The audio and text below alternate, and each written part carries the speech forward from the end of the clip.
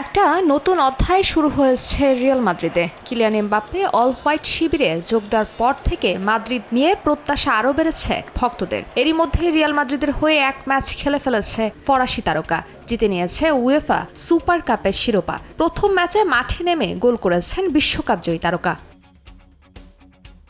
Paris Saint জার্মায়ে থাকাকালীন Kylian এমবাপ্পের সতীর্থদের সঙ্গে আচরণ নিয়ে নানা সময় কথা উঠেছিল গণমাধ্যমে। ফরাসি তারকার আচরণ খুব একটা ইতিবাচক নয় এমন আলোচনা ছিল। এ অবস্থায় রিয়াল মাদ্রিদে যোগ দিয়ে দলের বাকিদের সঙ্গে তার মানিয়ে নেওয়ার বিষয়টি নিয়ে আবারও কথা উঠেছে ফুটবল বিশ্বে। তবে এমন আলোচনাকে উড়িয়ে দিলেন অল হোয়াইট শিবির কোচ কার্লো অ্যানচেলোত্তি। দলের সঙ্গে এমবাপ্পে দ্রুত মানিয়ে নিচ্ছে বলেও মনে করেন তিনি। এমবাপ্পে একজন অসাধারণ প্রতিভাবান ফুটবলার। আমাদের তাকে যত দ্রুত সম্ভব মানিয়ে নিতে সাহায্য করতে হবে। সে সবার সঙ্গে বিনয়ের সঙ্গে মানিয়ে নিতে কাজ করছে। লা লিগার বর্তমান চ্যাম্পিয়ন রিয়াল মাদ্রিদ গেল মৌসুমে চিরপ্রতিদ্বন্দ্বী বার্সেলোনার চেয়ে 10 পয়েন্ট বেশি নিয়ে রেকর্ড 36তম লিগ শিরোপা জয় করেছে কার্লো আনচেলোত্তির দল। লা লিগার শ্রেষ্ঠত্ব বজায় রাখার লক্ষ্যে এই মৌসুম শুরু করেছে মাদ্রিদ।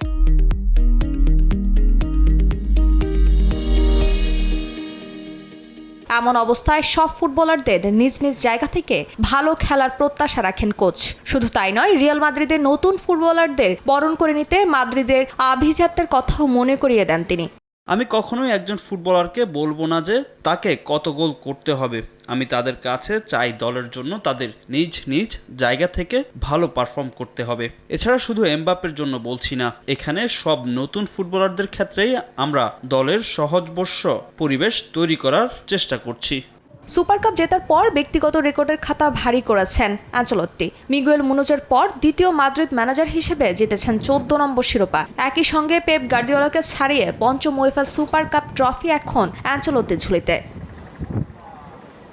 ফারজানা জাহান প্রিয়া, সময় সংবাদ।